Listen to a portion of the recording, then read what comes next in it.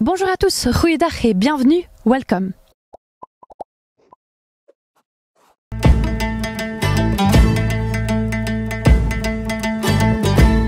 Welcome. Quoi de mieux que de se retrouver ici à Kalikan, à la frontière, pour de nouveaux épisodes transfrontaliers. Is er een betere manier dan ons hier te ontmoeten in Kalikan voor nieuwe grensoverschrijdende aflevering te zien? Maar wat is eigenlijk Kalikan? Dat is de vraag die we hebben gesteld aan Pieter van de bekende restaurant Terminus. Mais c'est quoi Kalikan? C'est la question que nous avons posée à Pieter du restaurant Terminus. Il nous apporte un début de réponse. Regardez.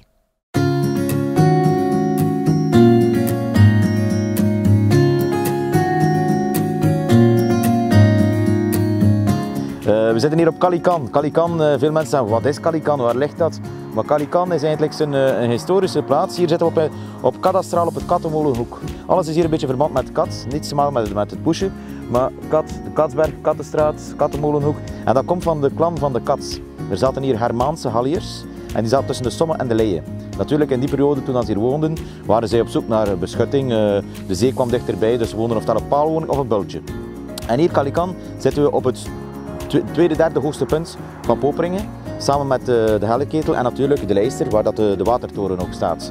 Dus het is een historisch gebied, het is een heirbaan ook, die rijdt naar Kassel. Het is het begin en het einde van twee oorden.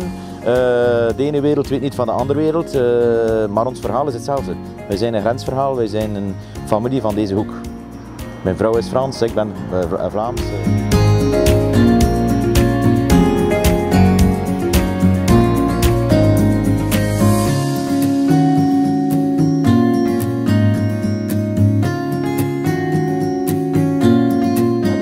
We kweken onze eigen runderen, we hebben onze kippetjes dat we kweken, we hebben onze winkel die gelinkt is aan ons restaurant.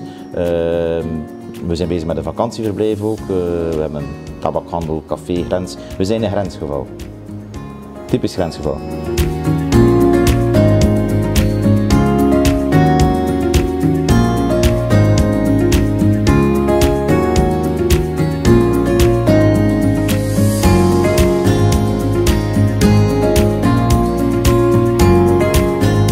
Het vakantieverblijf dat we mee bezig zijn was eigenlijk een antwoord op een vraag dat ik vroeger al had, in de zin van dat we ergens tekort hadden.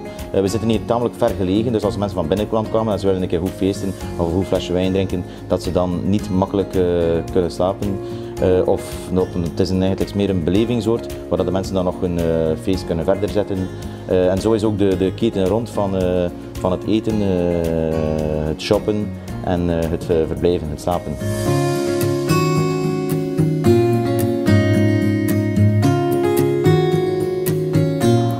Ik was hier, ik heb het natuurlijk niet helemaal gezien, want er zijn al grote veranderingen geweest in de jaren 60. De baan was veel smaller. Het was ook gevaarlijk voor de passage, maar natuurlijk met meer transport die er kwam, is die baan al onteigend geweest. Ik was hier toen ik klein was de grenspost hier een beetje verder voor de Fransen en de Belgische grenspost was in Abere. Dus dat is dan gecentraliseerd geweest. We hebben dan een evolutie gezien van het transportgegeven. Vroeger dat het transport van 's morgens, de grens was open om 7 uur en sloot om 10 uur. Dus dat maakte, er was hier altijd beweging. Dus dat is dan meer geconcentreerd geweest op de middagen. En natuurlijk is die transport dan, heeft die een ander gegeven gezien. Dus het is wat rustiger geworden. Niet negatief.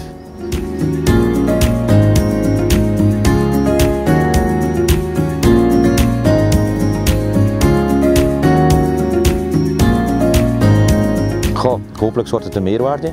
Hopelijk kunnen we de troef uitspelen van wat we hier hebben. We zitten in een open regio, we hebben een glooiend landschap naar het Frans-Vlaamse Heuvelland of naar het Heuvelland. We hebben heel lintbebouwing. Ik denk dat onze troef rust is, rust en ongedwongenheid. En ik denk dat we die moeten kunnen uitspelen op toeristisch vlak.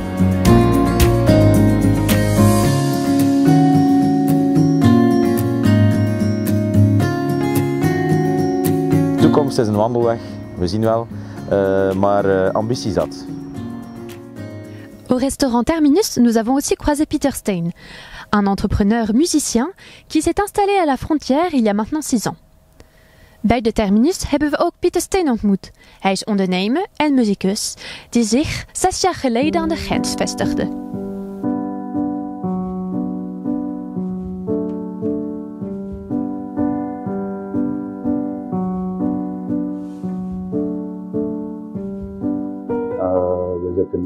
Calican is zo'n 6-tal jaar. Dus ondertussen zijn we wel al 25 jaar bezig. En ik denk dat dat, ik mag zeggen, Peter Steen valt 99% samen met de zaak, want de zaak is mijn leven en is mijn passie. De terminus ken ik al heel lang. In een ver verleden was ik ook vrachtwagenchauffeur. Dus wij hebben, dan spreek ik van 30 jaar geleden, van we regelmatig de grensdocumenten in orde brengen en natuurlijk de onvermijdelijke stop, 's middags, 's avonds, in restaurant Terminus. Alom gekend voor zijn goede ontvangst.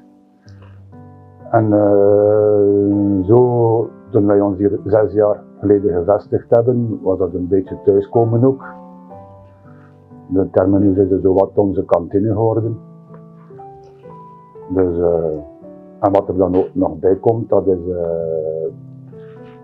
door onze festiviteiten is Pieter ook te weten gekomen dat wij in een muziekgroep spelen. Dus wij hebben een jazzgroep en we hebben nu regelmatig dus de mogelijkheid om hier te komen optreden. Met heel veel plezier trouwens.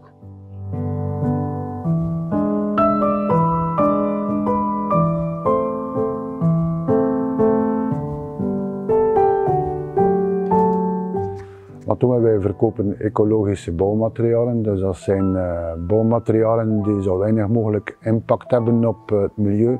Zowel in productie als in gebruik als in de afvalfase. Maar ecologie is al altijd een beetje passie geweest sinds mijn middelbare schooltijd. En, ik heb dan ook een parcours afgelegd via de biologische landbouw. Dus ik heb in een biologisch geitenbedrijf gewerkt, een biologisch tuinbouwbedrijf. En dan kwam er dat waren ook bedrijfjes die stilaan uitbreiden en er kwamen ook altijd kleine bouwwerkjes bij en dat sprak mij wel aan. En ik ben ook een 8 jaar vrachtwagenchauffeur geweest, dat was een heel plezant intermezzo. Maar daarna ben ik ook een eigen woning helemaal beginnen verbouwen. En het was evident dat ik ook op zoek ging naar ecologische materialen, maar die waren op dat moment niet te verkrijgen, vandaar ben ik er maar zelf mee begonnen.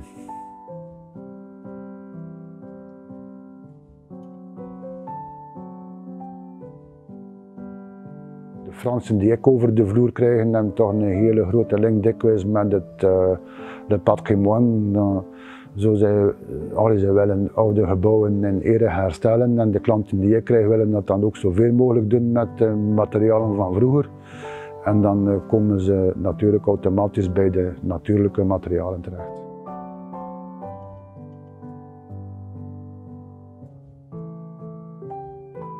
Mijn droom persoonlijk voor de toekomst van mijn bedrijf is dat er ook iets meer plaats wordt gemaakt voor minder commerciële activiteiten. Dus dat ik op onze locatie ook een stuk kan voorzien om plaats te maken voor artiesten.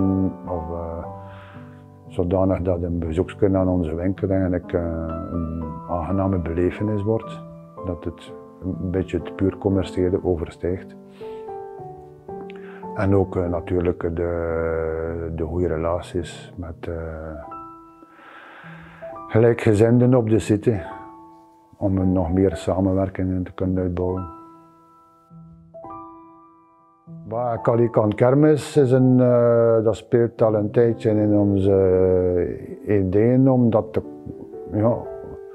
om toch eenmaal per jaar een groot evenement te organiseren op de city van Calicanes met dat mankeert hier een beetje, denk ik, om toch eenmaal per jaar met de gemeenschap hier aanwezig iets samen te doen om maar een feestje te bouwen. We zijn tenslotte Vlamingen. On vous emmène maintenant à Godvarsveld avec Eric Vanneville à la découverte d'un musée qui documente l'histoire de la frontière, souvent riche en anekdotes. We nemen u nu mee naar Godvarsveld om er met Eric Vanneville een museum te ontdekken die de geschiedenis van de grens documenteert.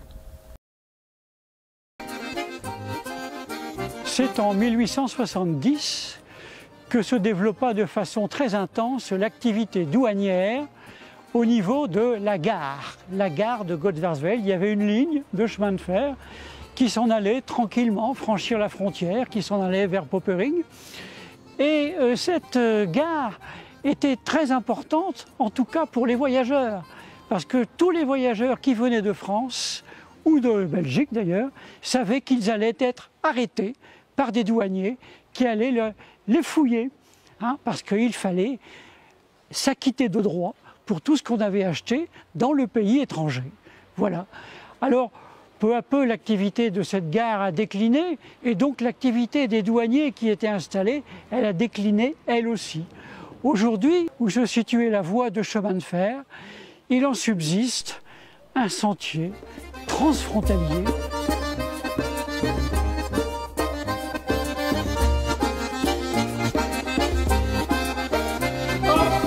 Bonjour Martial, je te sers pas la main. On peut pas. Comment vas-tu ? Nous voici à présent dans les lieux même du musée qui est consacré à la douane, bien sûr, mais qui s'appelle fort justement Musée de la vie frontalière. Parce que nous étions sur la frontière, nous le sommes encore d'ailleurs, mais nous n'étions pas dans le royaume de France avant 1713. Et donc, vous voyez, la vie douanière, en quelque sorte, elle est relativement récente. Il y a d'ailleurs eu plusieurs bureaux de douane. Il y en a eu un en haut du Mont des Caques, dont les locaux appartenaient aux moines trappistes. Ça le faisait une petite rentrée d'argent. Et puis après, il y a le bureau de douane là où se trouve l'ancienne gare. Bon, et puis bien sûr à Kalikan, hein, évidemment. Bon, selon l'histoire. Alors nous sommes accueillis par Martial Vachmaker. Martial Vachmaker, c'est un Godvarsveldois pure souche. Tout à fait. Hein? Alors mon cher Martial, merci de nous accueillir. Je vois que tu es sous un excellent patronage. Hein? Eh oui, hein? un chien de fraudeur. Donc c'est, bon, il fallait le placer parce que c'est quand même un chien, un géant de procession d'abord. Donc il est fait pour être promené avec Henri le Douanier, qui est l'autre géant de Godvarsveld. Donc on voit un petit peu là les choses, mais ça fait partie de là. Bon, le problème, c'est que bien souvent, il est un peu difficile de promener les deux en même temps. Donc on a mis ce chien à l'entrée du musée, et parce que le chien était partie intégrante des fraudeurs quand même. Ici, c'est un musée moderne, hein, absolument pas poussiéreux, tout à fait à la page. Et dans cette pièce, d'ailleurs, on s'aperçoit qu'il y a les développements les plus récents des saisies douanières. Mais la douane prend un rôle extrêmement important en France, et pour la protection de plein de choses. On voit ici, par exemple, tout ce qui est, suite à la Convention de Washington, la protection des espèces animales. Tous ces éléments ici ont été prêtés par la douane française, qui a des énormes stocks parce qu'ils saisissent beaucoup de choses, la drogue et les produits illicites, les choses archéologiques, l'archéologie, les œuvres d'art, l'ivoire dont on sait que c'est interdit. Et nous voici dans la salle qui représente l'aspect le plus peut-être pittoresque, en tout cas le plus traditionnellement connu de l'activité de la contrebande. Parce que la contrebande, c'est une activité dont vivent beaucoup de personnes. Hein.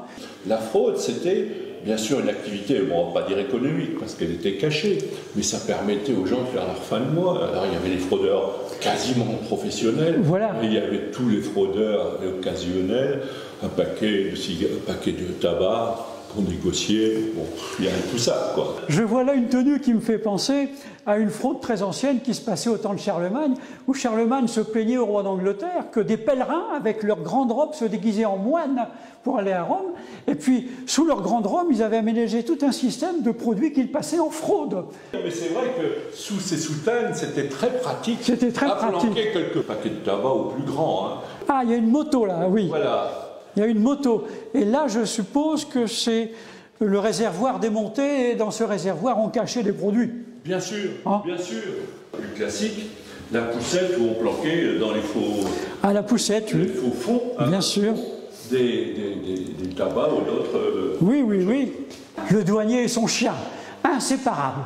Hein? Les douaniers se planquaient dans la campagne, dans ces lits, pour guetter le passage, parce que bien évidemment, il y avait une activité nocturne qui était assez active sur, voilà. sur la douane. Voilà. Là, ça permettait d'arrêter tous les véhicules qui passaient en force, donc cette fameuse herse, on mettait sur la route. Voilà la voiture de fraude saisie en 1910. Ça, c'est un document vraiment historique. Hein. Véritable char d'assaut, 1500 kilos de tabac. 1500 kilos de tabac. C'était pas des amateurs, là. Non, hein. C'était pas des amateurs. J'ai peur. Cher Martial, il nous reste à te remercier grandement, du fond du cœur, pour cette aimable visite. Ben écoute, ça a été avec un grand plaisir de te recevoir ici dans le musée de la ville frontalière. C'est l'occasion de se revoir, mais aussi de voir un petit peu ensemble des vieux souvenirs qu'on peut avoir ensemble, relatifs à la vie de la frontière et la vie qu'on a pu voir et qu'on connaît encore maintenant. Encore, c'est vrai, oui. Merci de nous avoir suivis. Bedankt voor het kijken. À bientôt. Tot ziens!